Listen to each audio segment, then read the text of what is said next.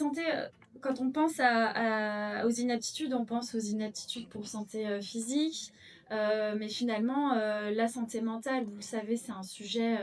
Alors, c'est pas un sujet à la mode, c'est juste qu'on en parle plus parce que les voix, la parole se libère sur le sujet, entre autres, et que c'est une vraie problématique aujourd'hui qui concerne de plus en plus de jeunes aussi. Donc, ce qu'on avait voulu pour cette conférence, c'était pas vraiment une conférence, c'était plutôt un temps d'échange avec un cas concret d'une personne qui est passée par ces difficultés-là pour essayer de mieux comprendre son parcours. Le but, c'est à la lumière du parcours de Sybille, donc qui va se présenter, de comprendre les mécanismes. Qu'est-ce qui s'est Les facteurs, qu'est-ce qui a fait que sa situation s'est dégradée? Quels ont été les mécanismes de dégradation? Donc, finalement, les symptômes qui se sont manifestés tout au long de son parcours. Ensuite, comment ça s'est passé pour elle? Tout ça aussi avec l'appui de Corentin Candelier qui va se présenter, qui est psychologue du travail à l'hôpital de Compiègne et ergonome, donc un confrère. Et donc moi pour cette conférence, donc je suis Mathilde Martin, je suis ergonome spécialiste de l'analyse de l'activité, mais là je mets vraiment ma casquette euh, intervieweur, on va dire. Donc on a 30 minutes ensemble. L'occasion sera là aussi pour poser vos questions. Donc n'hésitez pas à faire aussi des retours d'expérience, voilà, à poser les questions qui vous viennent. Donc déjà, je vais vous laisser vous présenter très brièvement pour dire un petit peu, Corentin, Ah, comme tu veux. euh, bonjour. Du coup, Quentin Candelier, je suis psychologue du travail là, c'est mieux? Oui. Ok. Donc bonjour, Quentin Candelier, je suis psychologue du travail et ergonome au centre hospitalier Compiègne-Noyon. Donc très rapidement, je travaille au sein du service de santé au travail avec notre médecin du travail, notre infirmière en santé au travail, et on s'occupe de maintenir en emploi, d'insérer dans l'emploi et de faire en sorte que nos agents restent en bonne santé au travail, du mieux qu'on peut. Et donc voilà, et je travaille notamment avec Sybille sur pas mal de sujets. Je vais te laisser te présenter aussi. Peut-être un micro là, sinon. Ah, ok. Non, c'est bon, il est allumé. Pas de problème. Bonjour, donc je m'appelle Sybille, j'ai 57 ans, je suis infirmière de métier et actuellement référente handicap pour le personnel hospitalier. Donc c'est la raison pour laquelle je travaille avec Corentin. Merci, merci Sybille. Donc on va essayer de remonter un petit peu le fil de votre expérience. Est-ce que vous pouvez nous dire déjà depuis quand est-ce que vous travaillez à l'hôpital? Quand est-ce que vous avez pris votre poste d'infirmière? Donc j'ai été diplômée en 1989, donc j'avais 21 ans à l'époque. Donc j'ai travaillé en tant qu'infirmière j'ai travaillé 15 ans en tant qu'infirmière dans plusieurs services, voilà. Essentiellement en réanimation polyvalente et en médecine interne pathologie infectieuse. J'ai fait du libéral et la maternité. Voilà. Ok. Et l'hôpital de Compiègne, du coup, vous êtes rentré quand? Il y a combien de temps? J'y suis rentrée en 89, donc Ah dès que oui, j'ai été d'accord. diplômée. Ah oui, J'ai toujours travaillé à l'hôpital de Compiègne, sauf l'année de libéral pour laquelle j'avais pris une disponibilité d'1 an. d'accord. Ok. Et, euh, et comment ça s'est passé, votre prise de poste? Voilà, comment est-ce que vous pouvez, quel a été le point de départ un petit peu de vos difficultés? Qu'est-ce qui s'est passé? Vous pourriez nous expliquer un petit peu tout ça? Donc, en 97, donc suite à mon année de libéral, j'ai postulé pour être formatrice en soins infirmiers. Donc, j'ai exercé aussi 18 ans en tant que formatrice en soins infirmiers. J'ai eu mon diplôme de cadre de santé en 2004. Et donc, la la dégradation de mon état de santé s'est, faite petit à petit. Ce n'est pas arrivé brutalement. Ce qui s'est passé avec le recul que j'en ai aujourd'hui, c'est qu'en fait, je pense qu'il y a déjà un terrain, personnel. J'étais quelqu'un de très perfectionniste déjà en étant, très, très jeune pour, mes devoirs, pour, les documents qu'on me demandait et cetera. Évidemment, j'avais cette même exigence envers moi-même quand j'étais infirmière et puis, ça s'est, répété également quand j'étais, formatrice. Donc les difficultés finalement, elles se sont manifestées en tout cas dès le début, dès que vous avez commencé à travailler, vous vous sentiez, en Alors, difficulté dans votre travail? non, Est-ce que pas dès le début, mmh, mais en fait, je me rends compte que ce n'a pas été brutal. C'est aussi, enfin, je pense qu'il y a vraiment une grosse partie, au niveau personnel, en fait, du fait de sa personnalité, du perfectionnisme et cetera et les difficultés, elles sont arrivées, à mon sens donc j'ai fait un premier burn-out en 2015 d'accord, pour OK, lesquels, j'ai été arrêtée 3 mois et un deuxième burn-out en 2018 pour lequel j'ai été arrêtée 3 ans. Et en fait, de ce que j'ai, compris et analysé de ma situation, en 2009, j'ai dû instaurer, enfin mettre en place un nouveau programme des études d'infirmière qui a demandé, énormément, énormément de travail. C'était, nouveau. On avait eu les textes qui étaient parus fin août pour mise en place en septembre et donc voilà, je pense que les difficultés ont commencé à ce moment-là parce que j'ai été très, très sollicitée tant par la direction que par mes collègues. J'ai été, identifiée comme personne ressource, en fait, donc impliquée dans tous les groupes de travail. Cette année, donc à la fin de cette première année, j'ai 6 collègues qui sont partis. d'accord. Donc finalement vous étiez pas la seule à Si avoir, alors, pas quel identifié burn-out, mais en tout cas ouais, 6 collègues qui sont partis pour, ouais, différentes raisons d'accord, et donc sur la deuxième année, nous nous sommes retrouvés qu'à 2 d'accord, donc vous étiez en en sous-effectif? sous-effectif avec une, charge de travail, très importante. La direction a alors été alertée à plusieurs reprises de nos difficultés. D'accord. Comment est-ce que vous les avez, alertés? On se rendait dans leur bureau, on leur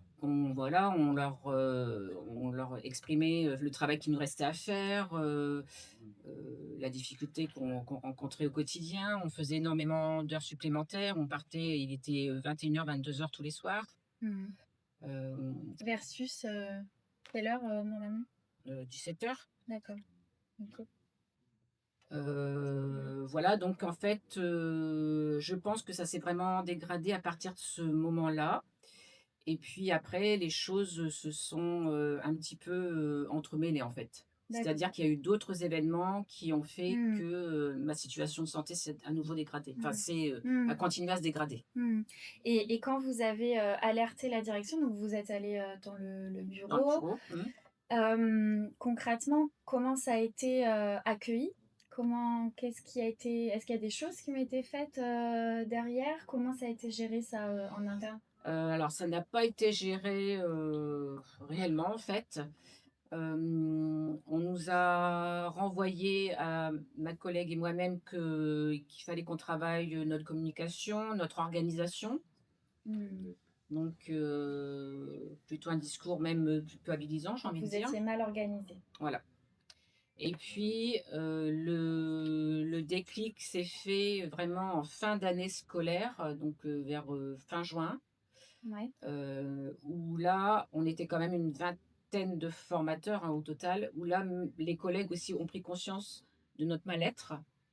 Alors est-ce que c'est ça qui a fait réagir la direction? Je ne sais pas, mais en tout cas, à partir de ce moment-là, on a reçu de l'aide. Il était tard, mais c'est vraiment, fin d'année scolaire que les choses ont bougé un petit peu. Vos collègues, c'était qui? C'était, Des des des formateurs également, formateurs oui, aussi qui ont constaté que, vous étiez en oui, difficulté oui. et qui ont Aucune, fait remonter? et aucune réaction auparavant malgré, voilà, on échange, beaucoup, mais voilà, il y a Donc ils ont aucune pas réaction. vous pensez qu'ils n'ont pas vu? Qu'est-ce qui a fait qu'ils ont d'un coup pris conscience de vos difficultés? Je ne sais pas. D'accord. Je ne sais pas, si ce n'est que la fatigue avait vraiment, des répercussions, enfin, ça se voyait quoi. Mmh. C'était D'ailleurs, et après on va pouvoir, aussi poser des questions à Corentin. Mais donc vous dites que, finalement ça a été relativement progressif Oui. jusqu'à il y a eu quand même ce moment un peu charnière où vous avez eu ce Mhm. projet, avec un délai très court pour le Oui. mettre en place et Mm. puis un manque d'effectifs et donc vous étiez en difficulté. Vous avez, essayé d'en parler à la Mhm. direction qui vous a renvoyé plutôt à des problématiques personnelles Oui, d'organisation tout à fait. et donc vous êtes resté un peu seul par rapport à ça, et jusqu'au moment où là, les signaux ont été tellement forts que ça s'est vu auprès de vos collègues. Est-ce que vous pourriez, donner un peu d'exemples, voilà, de comment ça s'est manifesté cette fatigue? Comment est-ce que vous avez senti que, quelque chose n'allait pas? Voilà, comment ça s'est fait? Alors ça c'est arrivé, un peu plus tard. J'ai j'ai davantage de souvenirs sur, le deuxième burn-out, en fait, par rapport aux signes, avec, j'ai parlé de réelles souffrances, psychologiques. J'en ai échangé encore, récemment avec Corentin. À un moment donné, donc plutôt cette fois-ci en 2018, je me suis retrouvée à mon bureau à hurler, mais vraiment hurler, de douleur psychique. En fait, la douleur était telle que je me suis mise à hurler parce que je ne savais plus du tout comment gérer. Des insomnies évidemment, hem, beaucoup de temps passé au travail de par l'investissement, mais peut-être aussi, de par une inefficacité certainement. Beaucoup de culpabilité, heu, beaucoup de fatigue, d'asthénie, un manque de concentration Mmh. aussi. D'accord. Culpabilité? Oui, culpabilité, oui, tout à fait. Par rapport à quoi? Qu'est-ce qui vous sentez Bah, par rapport au fait que je n'arrivais pas à faire, tout ce que je voulais faire, en fait, j'essayais de préserver la qualité qui pour moi est très, très importante au niveau du travail. Mmh. Donc j'avais les mêmes exigences envers moi-même, mais mon corps disait stop, en fait. Donc vous étiez dans un travail empêché, mais vous accrochiez à ces Oui, c'est ça, exigences-là, c'est mais tout à fait ça. vous étiez pas vous aviez pas les moyens, en fait, les ressources, internes et Non, puis extérieures aussi pour pouvoir c'est ça. faire ce que vous aviez à faire Mmh. et donc quelque part, est-ce que vous aviez vous les standards de qualité, vous les aviez quand même Oui, à un coût d'accord, mais mais à un coût particulier, un coût important sur, ma santé, important. oui. Corentin, je vais te passer le tuto, on se connaît. Passer le micro. Les mécanismes, en tout cas les symptômes que Sybille a évoqués, c'est des symptômes qui sont relativement classiques finalement. On les voit, fatigue, difficulté, un sommeil de mauvaise qualité, de la culpabilité aussi beaucoup. Et puis après, bah, le fait de se mettre à hurler, c'est quand même ça veut dire qu'il y a quand même eu un certain nombre de choses qui se sont installées. Qu'est-ce que tu peux dire par rapport à ça? Quelle analyse tu fais de ce que vient de dire Sybille, toi en tant que psychologue? Alors, bah, oui, le moment où ça somatise, où, physiquement, ça prend pas la douleur psychologique, elle prend pas sur le physique, c'est j'ai envie de dire, c'est déjà le point de rupture. Ce qui est, je pense l'aspect assez primordial de ce que dit Sybille dans son parcours, c'est que c'est quelque chose qui se passe sur le long terme. Ça commence par une situation de travail dégradée, Mmh. que ce soit au niveau, de l'organisation du travail, de la charge de travail, de la qualité empêchée, aussi. On veut faire un travail d'une certaine qualité. Est-ce que l'organisation du travail, est-ce que les moyens qu'on nous donne, sont propices à nous permettre d'avoir cette qualité-là au travail? Ben, c'est de la douleur, qui, s'insinue au fur et à mesure dans le quotidien, jusqu'à atteindre un certain point de rupture et c'est à ce point de rupture-là, effectivement, qu'il va y avoir, somatisation et ce qu'on va, diagnostiquer comme étant l'épuisement professionnel et burn-out.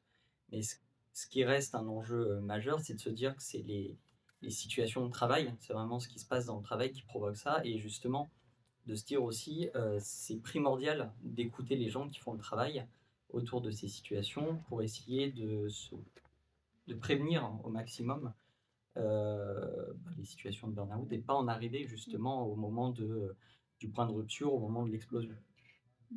Ce que je trouve intéressant, avec, le témoignage de Sibylle, c'est aussi le côté un peu cercle vicieux, c'est-à-dire que je suis fatiguée, donc j'ai des enfin, ça a un impact sur les capacités, psychomotrices, et enfin cognitives, Cognitive, parfois et donc on est moins efficace, donc on redouble d'efforts. Oui. Ça, c'est quelque chose qu'on voit, presque systématiquement. Un surinvestissement après dans le travail pour pouvoir faire ce qu'il y a à faire avec un coût cognitif qui est encore plus important et donc on se fatigue encore plus et donc c'est là qu'effectivement ça et puis enfin, du coup, ouais, tout l'impact sur le sommeil, comme on récupère moins aussi, on se ouais, reconstruit moins de capacités, cognitives. Donc du coup, l'effort au travail va être d'autant plus élevé, on va créer des angoisses, on va créer un terreau aussi très fertile au fait de s'épuiser au travail. Et effectivement, si soit de toute façon on choisit, il y a quasiment que 2 stratégies possibles, soit on choisit de revoir les standards, ce qui a un coût, mmh, très important pour la personne parce que si on a des valeurs professionnelles et ce que disait aussi Sibylle sur, estimer avoir un terreau aussi fertile à l'épuisement professionnel, même si tout le monde peut être atteint, par, de l'épuisement professionnel, il y a des des des comportements, des prédispositions quand même à être plus mmh, touchés. Alors soit on revoit ses standards, ce qui peut avoir un coût psychologique, très élevé, c'est-à-dire, bah, on considère qu'on fait un travail qui est plus de qualité. Ça peut être très grave aussi chez certaines personnes sur le long terme. Soit effectivement on décide d'alerter, de se dire, ben, on a aussi de l'encadrement, de la direction qui est en capacité d'entendre, qu'à un moment, on a envie d'avoir un certain standard dans le travail et qu'il faut qu'on, puisse relever, d'un certain nombre de ressources pour atteindre ces standards-là. Donc soit finalement on modifie la situation, soit on prend sur soi.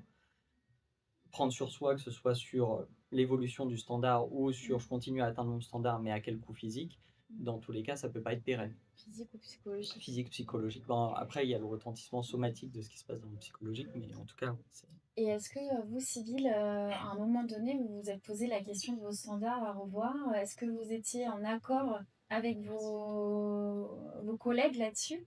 Comment vivaient, comment ça se passait pour vos collègues? Alors, au niveau, de mes collègues, donc, lors de mon premier burn-out, j'avais essayé de mettre des moyens de régulation en place, notamment, fermer la porte de mon bureau parce que j'étais toujours très, très disponible, que ce soit pour les étudiants ou pour les collègues et le retour que j'ai eu de mes collègues, c'est: «Ah, tu as changé, qu'est-ce qui se passe?» Elles n'ont pas compris. Pourquoi vous avez fermé la porte? Pour pouvoir être moins souvent, interpellée, en fait. Mmh. Parce que les étudiants, venaient très, très régulièrement me Mmh. voir, Mmh. du fait que j'étais à leur écoute et que ma porte était justement toujours ouverte. Comme les collègues venaient aussi, me voir.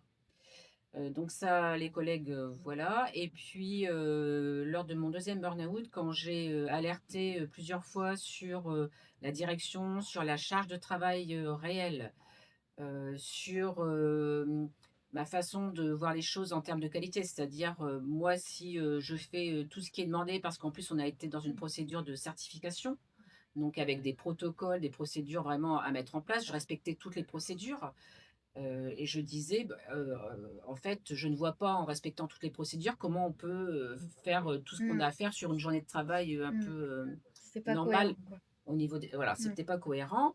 Le retour que j'avais eu à ce moment-là, c'était, bah: «Organisez-vous à nouveau, vous ne savez pas prioriser» Ouais. et quand j'ai échangé avec mes collègues à ce sujet, donc mes collègues, beaucoup de collègues étaient d'accord avec moi, au niveau de la charge de travail et en fait, le collectif n'a pas du tout suivi lorsqu'on a eu des réunions, au sujet de la charge de travail, en fait. Comment vous expliquez ça? Que vous êtes finalement sentie, Très seule à porter seule, ça? Ouais. très seule, trahie aussi, hein, en fait, par Et les collègues. et comment vous expliquez le fait que personne n'a osé dire, la réalité de ce qui se passait? Alors, je ne sais pas pourquoi elles n'ont pas osé, par peur, peut-être, des représailles, notamment pour ceux qui n'étaient pas encore cadres, hein, qui devaient partir en formation cadre, c'est une possibilité. Mmh. Les autres, pour ne pas avoir de soucis et continuer à exercer, voilà, sans difficulté. Hem, j'ai appris aussi lors de ces réunions, d'échange sur la charge de travail que beaucoup de mes collègues, n'appliquaient pas les procédures, en fait, pour, s'épargner. D'accord, donc Chose qui pour c'était moi était inconcevable. donc eux, finalement, leur stratégie, ça a été de rogner plutôt sur la qualité. Voilà, Vous, coûte que coûte, vous avez voulu maintenir oui, tout à fait. malgré, une organisation, enfin, en tout cas, un une organisation qui était pas adaptée, qui était pas suffisante, des moyens qui étaient pas suffisants, mais vous, vous avez tenu à ça, Mmh. alors qu'eux ont lâché, finalement, pour tenir Mmh. sur certaines choses et vous, vraiment, vous étiez accrochés à ça, quoi. Et Mmh. du coup, ça a vraiment créé une dissonance cognitive parce que en fait, j'étais vraiment, hem, en entre le réel, ce qui se passait, ce qui était fait et moi, mes valeurs très fortes au niveau Mmh. professionnel, j'étais complètement déséquilibrée et je pense que c'est aussi un facteur, favorisant, pour le burn-out. Est-ce Je que pense tu veux rebondir là-dessus, Corentin? Enfin, beaucoup de choses.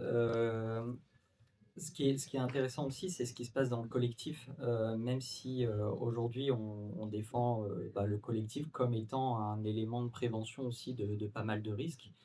Le collectif, ça reste, des personnes, pas uniquement avec qui on travaille. C'est un collectif de travail sain, c'est un collectif avec qui on partage des valeurs professionnelles, on est aussi en discussion sur l'ensemble de ces valeurs et sur les pratiques. Effectivement, quand il y a des stratégies, différentes au sein d'un même collectif de travail et que finalement on se retrouve à devoir nous défendre une forme de pratique, contrairement à ce qui se fait par rapport à d'autres collègues, c'est aussi là toute la difficulté de discuter des conditions de travail avec de l'encadrement, de la direction, c'est qu'il y a un enjeu aussi à s'accorder avant sur tous ces aspects-là. Et que finalement, il n'y ait pas ces éléments un peu, comme disait Sybille, de trahison, etc. Quand on va faire remonter des enjeux, de se dire, faut quand même qu'on soit au diapason Mmh. dans le dialogue un peu social autour des conditions de travail. Mmh. Donc, ce qui peut être aussi un élément favorisant aussi le burn-out, l'épuisement professionnel, c'est de se sentir en plus isolé socialement et de se dire, d'autant plus pour gérer ma charge de travail, une des stratégies de Sibyl a été, je vais m'isoler en plus physiquement. Donc on se trouve un petit peu seul face au travail, alors face à l'activité, mais en plus de ça, face à la charge de travail Mmh. qui, elle, se régule pas dans le Mmh. positif, quoi. Et Sybille, vous avez parlé de 2 arrêts. Mmh. Donc le premier après vous avez donc c'était en 2015, vous avez Oui. repris le travail. Qu'est-ce qui s'est passé entre 2015 et 2018?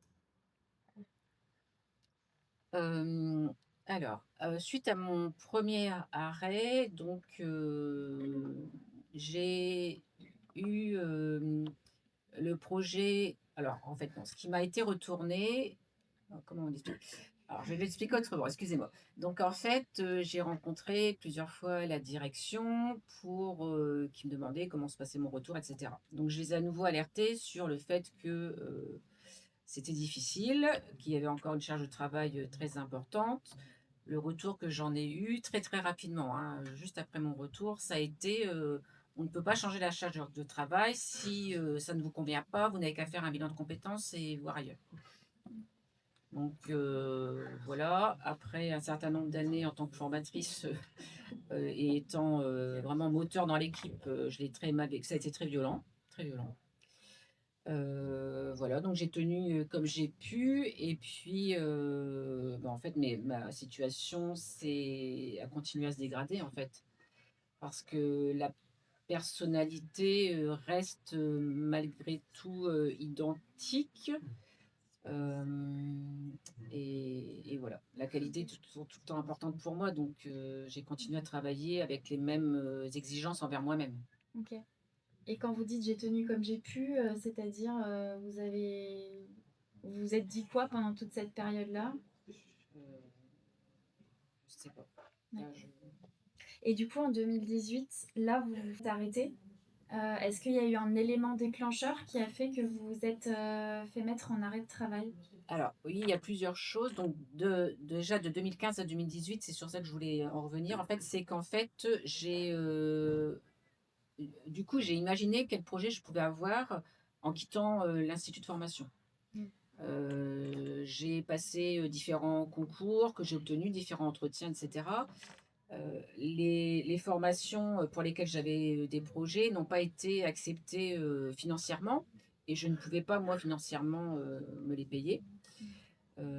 Et à partir de ce moment-là où quand la direction a su que j'avais peut-être un projet, bah, d'aller voir ailleurs, elle m'a bloquée dans toutes les formations que je demandais et notamment, il y a un élément pour moi qui est très, très important dans ce déclenchement du deuxième burn-out, c'est que j'avais fait une recherche, pendant 3 ans sur des sciences infirmières. Ça n'existait pas, voilà, j'étais, l'une des seules à avoir fait cette recherche, donc beaucoup, beaucoup d'investissement dans ce nouveau projet aussi, donc c'est aussi une dynamique, nouvelle. Mmh. Mais en fait, on m'a pas donné les moyens de pouvoir continuer ce projet. Notamment, je devais être accompagnée par un directeur, un docteur en sciences infirmières. On m'avait demandé de faire toutes les démarches, j'ai fait toutes les démarches et en fait, ça n'a jamais été suivi. Aucun mail n'avait été envoyé de la part de la Mmh. direction et donc mon projet, au terme de 3 ans, d'implication est tombé à l'eau et on me l'a reproché après dans mon évaluation, objectif non atteint. Mmh. Voilà, une part de ch voilà.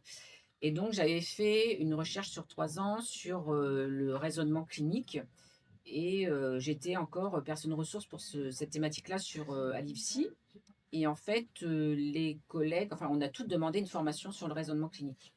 Toutes mes collègues ont suivi la formation et moi, je n'y ai pas le droit. J'étais la seule dans l'équipe à ne pas suivre la formation.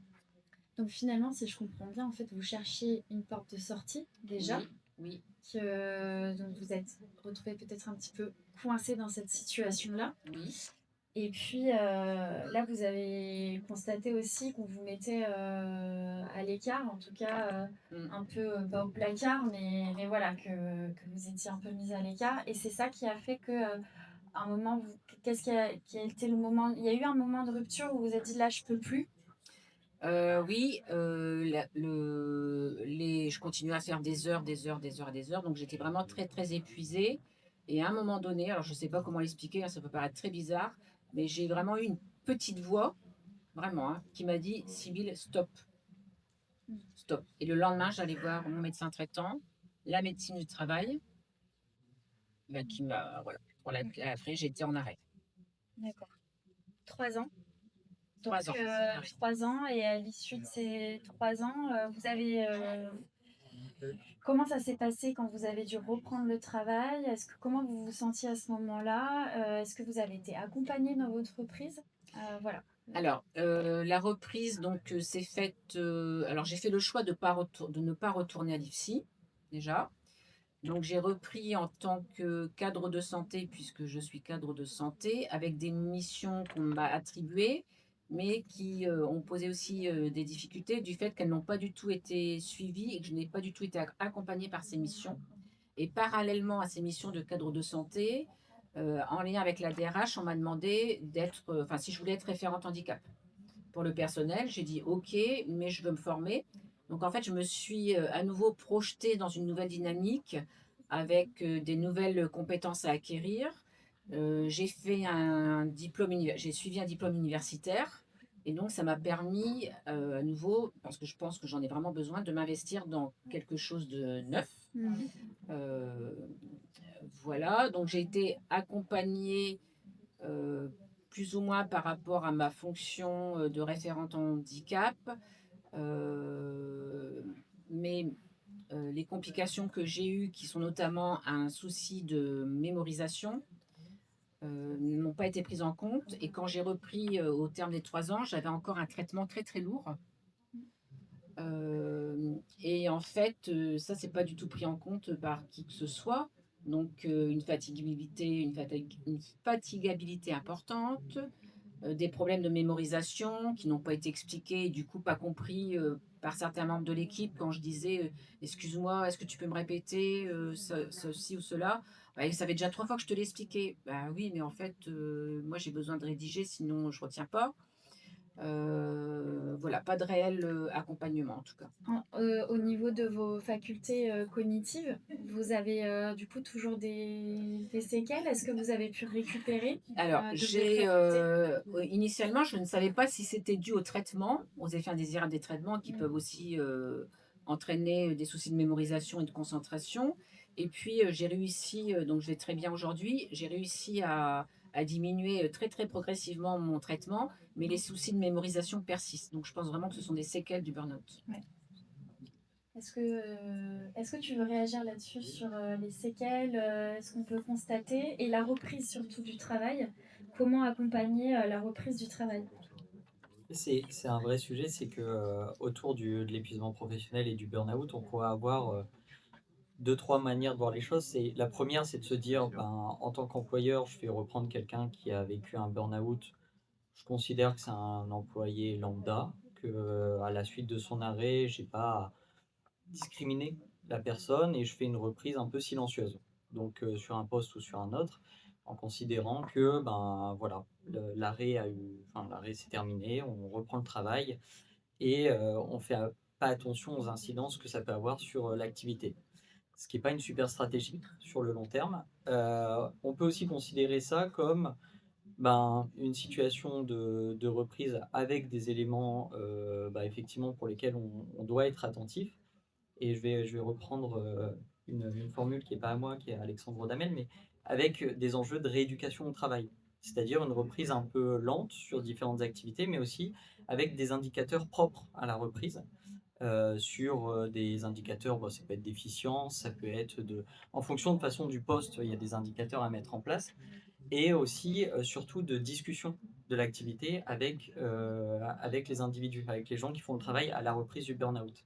C'est-à-dire qu'on peut avoir des indicateurs objectifs hyper intéressants, mais ce qui se joue dans l'épuisement professionnel, c'est un rapport aussi très subjectif au travail. Donc de rediscuter aussi les enjeux de valeur, de qualité, de ne pas avoir peur non plus de discuter avec les gens qui reviennent d'un burn-out en se disant c'est quelqu'un de fragile sur la ligne, etc. Et au contraire de mettre en place des choses qui sont plutôt des aspects de prévention et de vraiment de pouvoir réadapter l'activité en fonction alors l'activité, pas que la charge de travail, hein, l'activité intégralement, bah, c'est un enjeu aussi à la reprise et c'est des temps longs. On ne le fait pas sur une semaine à la reprise, mais c'est des choses qui sont envisagées sur le long terme. Et c'est comme ça qu'on pérennise des gens sur leur poste à des reprises après des épuisements professionnels.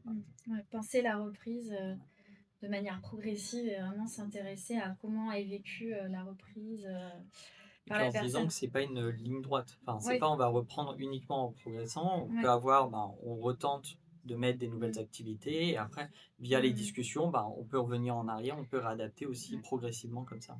Et du coup, parce qu'on arrive un peu sur la fin et je voudrais quand même savoir, Sybille, si rétrospectivement, qu'est-ce qui vous aurait aidé concrètement à éviter ces, ces deux burn-out que vous avez vécu? Est-ce qu'il y a des choses protectrices, en tout cas, des choses qui vous auraient aidé à mieux vivre votre situation de travail?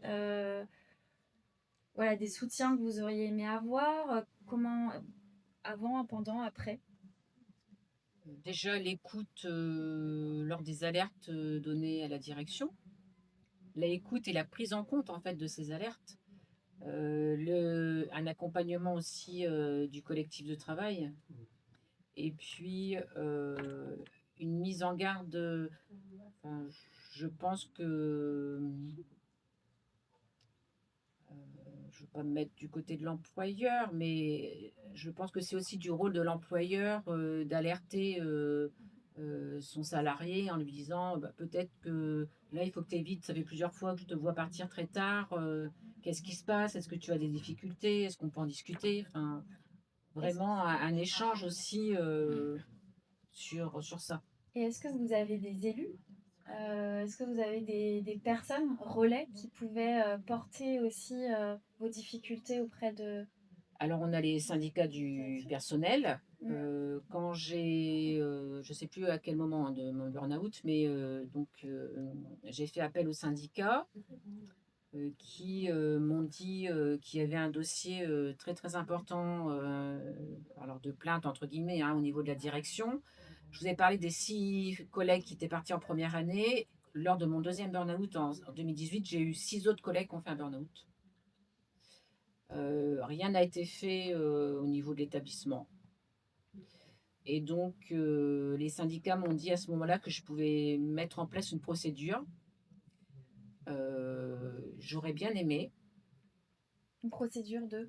contre la Ah direction, oui. en fait, engager une procédure contre la direction. J'aurais bien aimé, mais je n'ai vraiment pas eu la force à ce moment-là. Ma priorité, c'était vraiment de retrouver une santé. Une santé. Euh, voilà, c'est quelque chose qui, vous voyez, ça fait 3 ans, plus de 3 ans et demi que j'ai repris le travail. C'est quand même quelque chose que je regrette.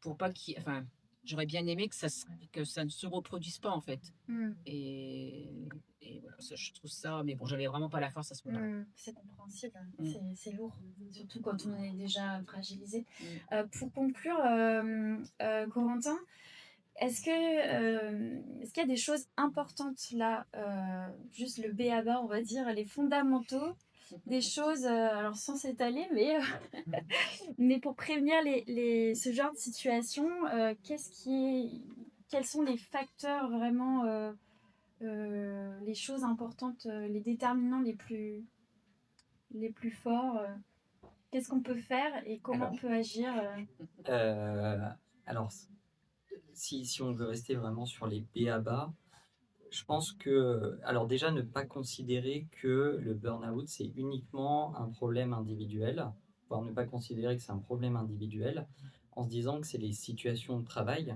qui sont pathogènes, hein, qui génèrent de l'épuisement professionnel. Donc s'intéresser au travail. Après, ça, c'est un peu notre marode, hein, on va toujours dire ça. Il faut s'intéresser au travail déjà, et aussi entendre les signaux faibles. L'épuisement professionnel, on s'y intéresse au moment du point de rupture en général.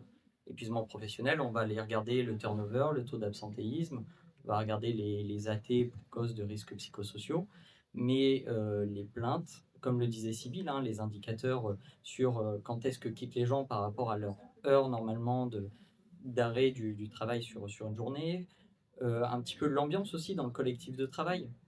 S'intéresser aussi à toutes ces petites choses qu'on pourrait se dire, bah, ça peut être du détail dans le travail parce qu'on va s'intéresser à ce qui se fait.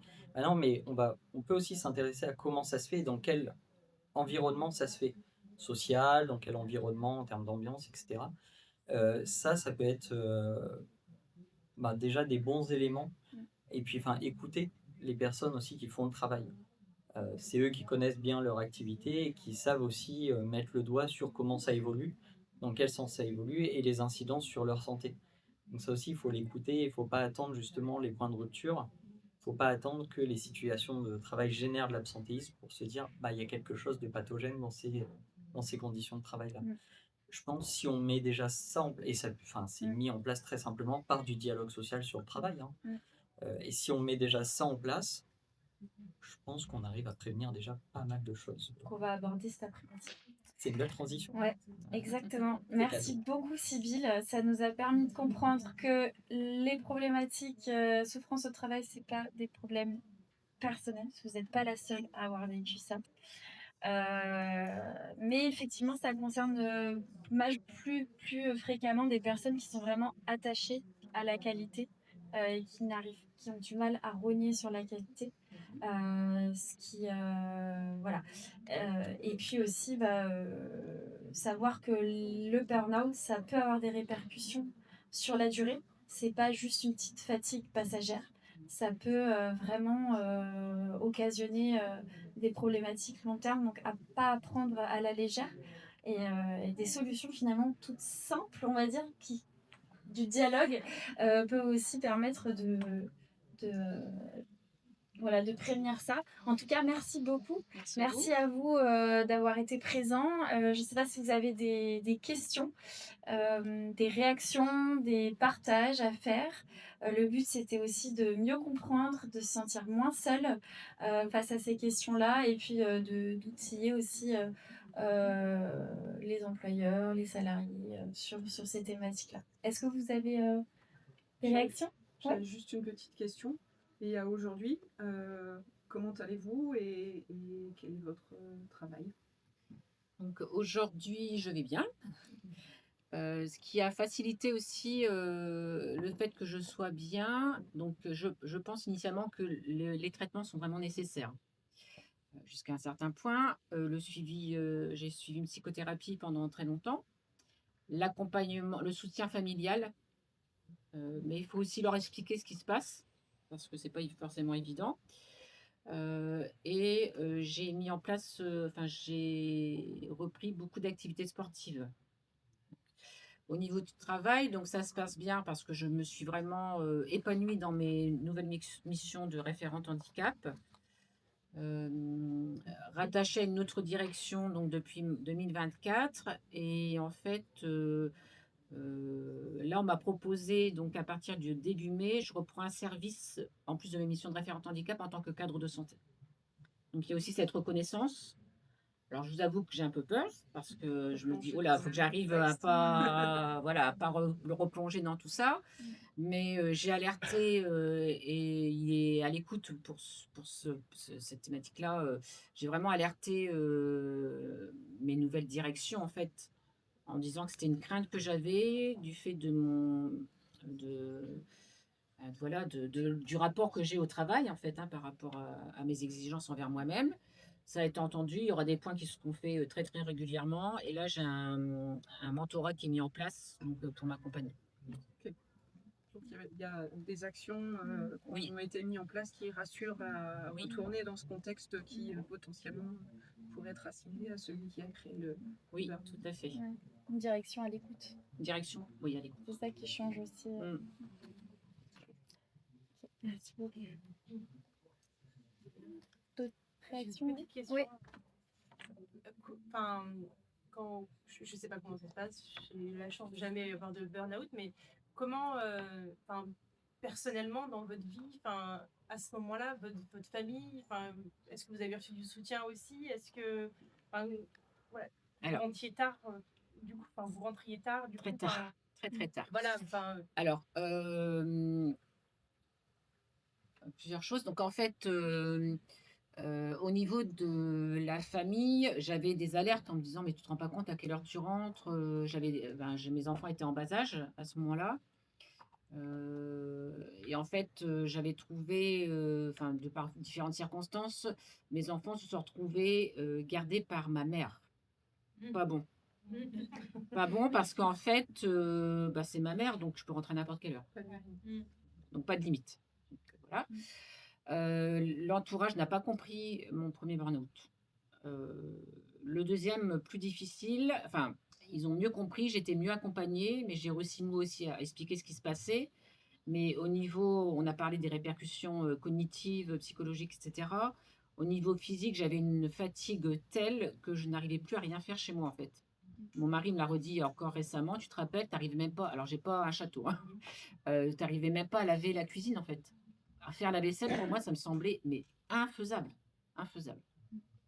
Donc voilà, j'ai beaucoup échangé et quand j'étais pas bien, donc problème de sommeil, grosse crise d'angoisse avant d'aller me coucher, j'en discutais beaucoup, beaucoup avec mon mari et qui essayait de trouver, des moyens, pour, bah, me distraire, et se concentrer sur des choses que j'aimais bien, voilà et puis, reprendre petit à petit des loisirs quand c'est possible, hein, parce qu'il y a un moment donné, phobie sociale, voilà, on sort pas de chez soi, c'est enfin, en tout cas pour moi, ça a été comme ça. Mmh.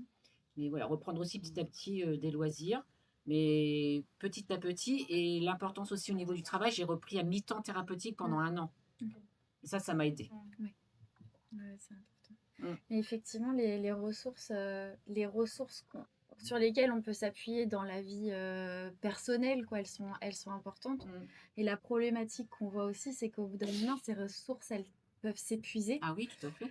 parce que eux-mêmes ont leurs propres ressources qui sont limitées aussi. Et donc, ça peut aussi derrière, comment dire, c'est ça qui va conditionner parfois la bascule aussi. Mmh. Ouais. Ça peut être des ressources aidantes, mais Ouais.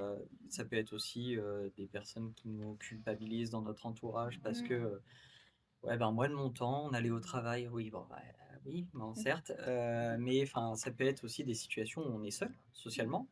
On rentre chez nous et il n'y a pas grand-chose à faire d'autre que de repenser à la journée de travail, manger, se Mmh. coucher et recommencer. Donc ça peut être aussi Mmh. très difficile, l'isolement social à ce niveau-là.